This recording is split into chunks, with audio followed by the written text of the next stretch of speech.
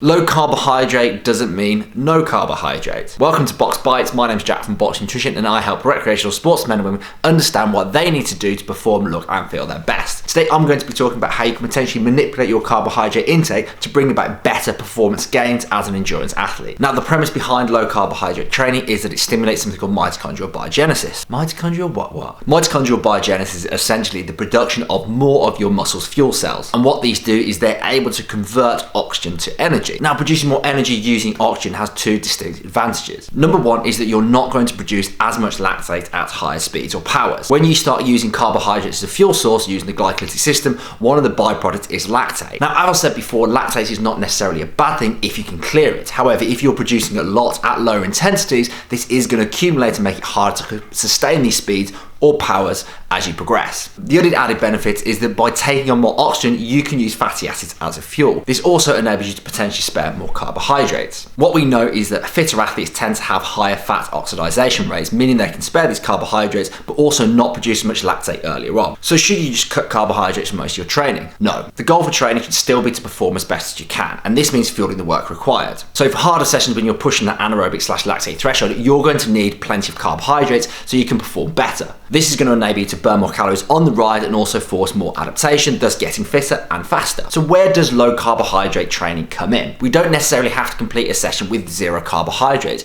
All that we need to do is be in some sort of lower carbohydrate state. And there's a few ways you can do this. Simply go on a long ride or a long run. This is automatically going to force you into that position towards the end of the session. The other thing you can do is simply do a second session that day. By doing this, even if you have carbohydrates after the first one, you're still going to be starting the second one in a lower carbohydrate state. And this can still see that adaptation. Likewise as well, you could do a very hard session and fuel it correctly, so lots of carbohydrates, and then just have a slightly lower carbohydrate meal post-workout. The following day, you could do an easier session. The reason why I say easy, because if you try and go hard again in a low carbohydrate state, it's not going to be pleasant and you're not going to be able to train very hard. So instead, just do that easier session in this lower carbohydrate state, and this is going to force this same adaptation. So the point here is you're not trying to burn more fat as such, you're trying to get fitter. A result of getting fitter is you're going to be able to take on more oxygen and use fatty acids as a fuel and not produce as much lactate earlier on. This will lead to change. Likewise, the biggest marker for improved performance is going to train more and train harder. So by restricting carbohydrates too much and affecting the quality of your sessions, that's going to have a bigger negative impact on your training. If you had any questions about how to fuel your training, if you're interested in metabolic testing where we can help with your fueling strategies,